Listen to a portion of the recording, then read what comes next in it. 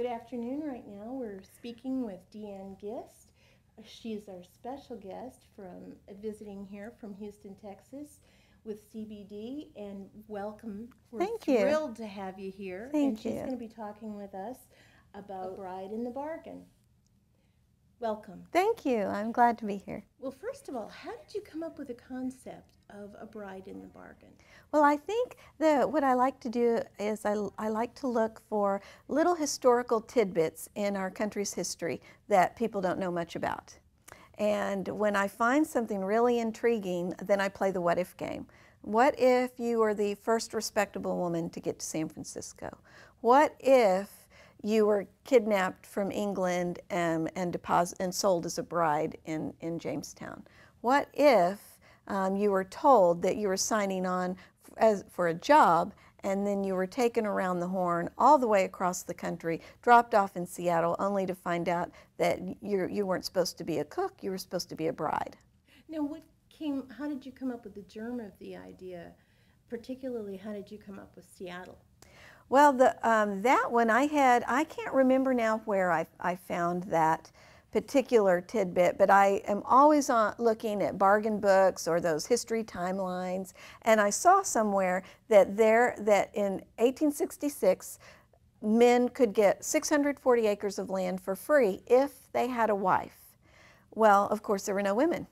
So a procurer of brides told all the bachelors in Washington Territory, give me $300 and I'll go over to the East Coast and get you a bride, because the Civil War had just ended. So there's this big surplus of widows and orphans. So the guys are like, okay. So they give him $300. The guy goes around the Horn, goes to Massachusetts, tells the women that he guarantees them jobs as domestics, nannies, school teachers, and they have to pay their way.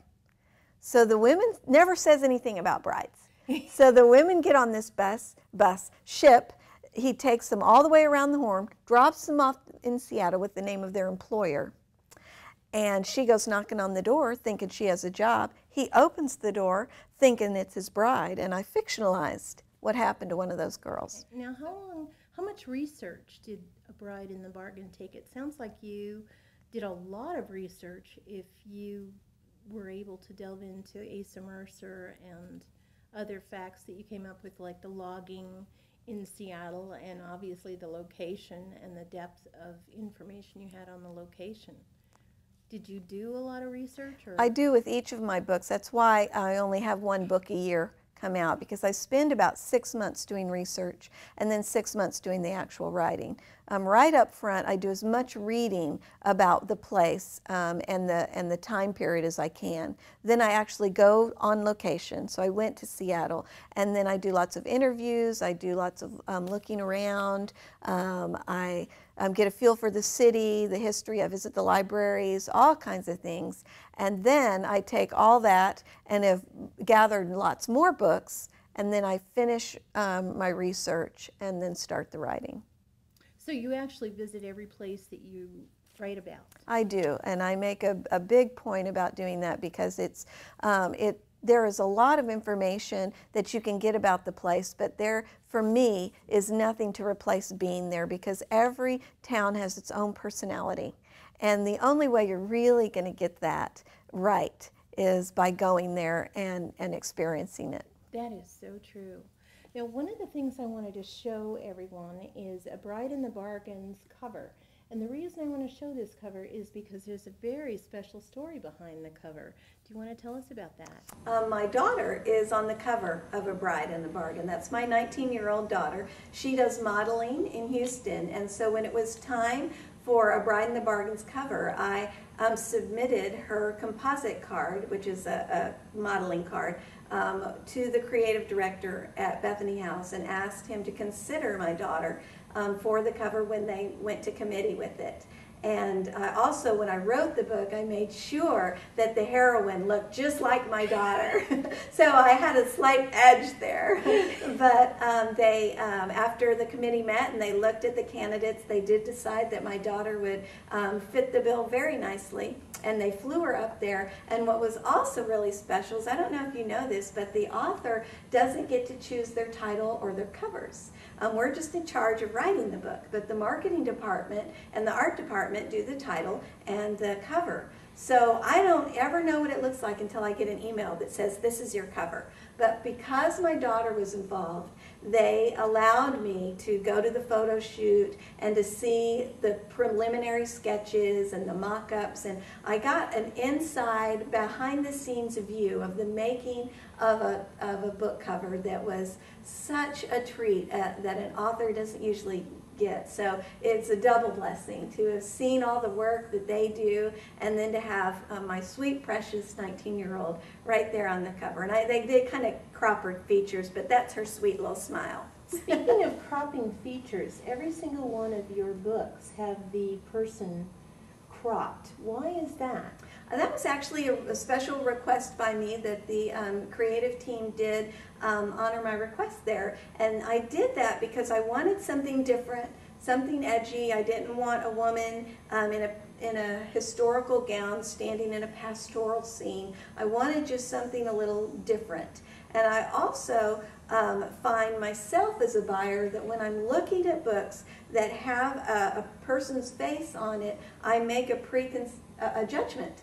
And I will or won't pick up a book if I do or do not like the face on the cover. Mm-hmm. This way, the reader gets to fill in the rest of the face. So there are no preconceived notions. So I think that I have a better chance of the reader picking it up because they see something provocative and then they finish out the rest. Now, was there a special character in A Bride in the Bargain that you particularly liked? Well, I enjoy all the characters except the bad guys if there's a bad guy. But the thing that I enjoyed about Joe, the hero, was that he was a lumberjack. And when I started this book, what I knew about lumberjacks was basically they were big burly men who cut down trees. Mm-hmm. I didn't really know anything about the industry, so I had to really educate myself. And I found some of the most fascinating, unreal anecdotes and stories, and it's this whole culture in and of itself that has grown. And in 1866, we were right at the beginnings of it, and so this is before, obviously any kind of electric, but even before advancing with lug poles and all kinds of things. So it was lug poles being, well, those are different. Those, like when you get on the water and you're trying to walk through the water, and mm-hmm. and we didn't do any of that, but it was just a really big education for me, and I really enjoyed learning about lumberjacks. What message would you like your readers to take from the book A Bride in the Bargain? I think with those I really try and leave that between the reader and God.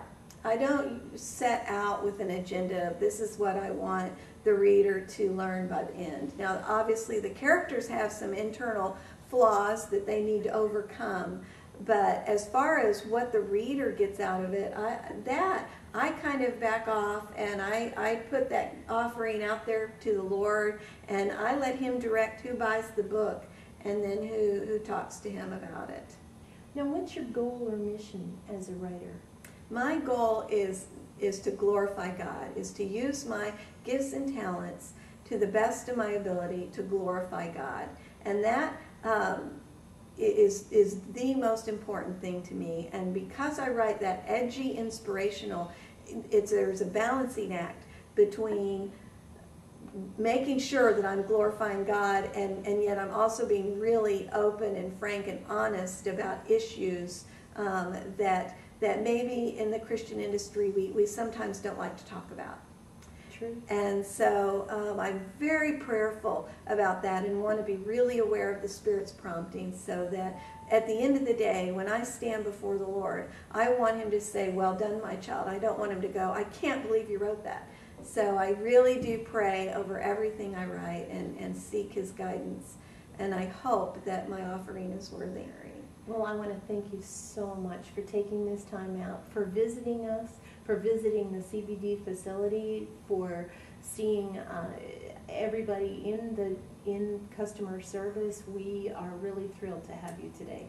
Thank you so much. Thank you.